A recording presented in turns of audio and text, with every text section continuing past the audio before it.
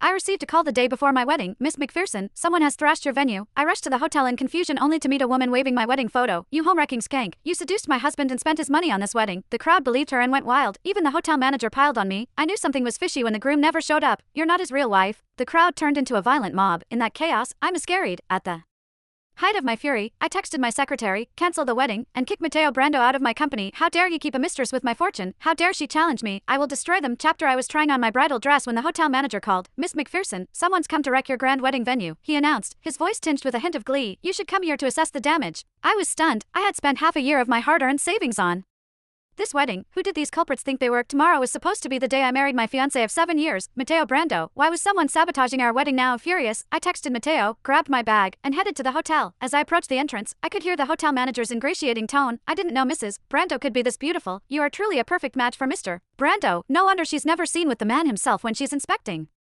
the preparations. She's not really who she claims to be, is she? Please give me your number, Mrs. Brando. I would love your support for the hotel's ventures and projects in the future. My heart skipped a beat. A woman with bewitching curves and long, wavy hair was holding the manager's business card. No problem, she replied. But first, I need to take care of a brazen vixen. I'll remember you helping me today. I strode into the venue. The flowers I had painstakingly arranged had been thrown to the floor.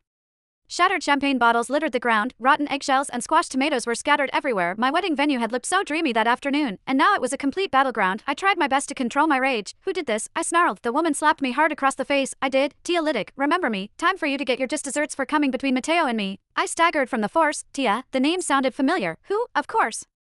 Matteo had once told me that one of his juniors had asked him for job connections. That was her name. I sneered. Matteo, you jackass. My dad had let him take over the company's leadership position temporarily because I got pregnant, but now he acted like he'd always owned his spot and title, and he had kept a mistress behind my back. Who the hell do you think you are? Tia shoved her phone in my face. It displayed a picture of her and Matteo in wedding attire. She pointed at another photo of Matteo and me welcoming guests at an event. No, you tell me who you are. I took this picture with my husband about half a year ago. How dare you seduce him? Tia barked. Seduce him? Ridiculous. I grabbed my phone, ready to call Matteo for an explanation. Tia snatched it away and threw it to the floor. Don't you know your place, homewrecker? Tia's voice was loud enough to draw a crowd. People gathered around, pointing fingers at me and whispering. I did a little research. The groom is Mr. Matteo from Lonbodo Inc. Young people nowadays will do anything for money and clout. Exactly. She's so beautiful. Why did he have to? The manager rushed to Tia, trying to soothe her. Don't be mad, Mrs. Brando. It's not good for your health. How about a stay in our presidential suite and a year's worth of free spa treatments? It'll help relieve your tension, I promise. Finally, he turned to me and said, sorry, Miss McPherson, but we're not hosting your wedding now. Chapter I laughed scornfully. Oh.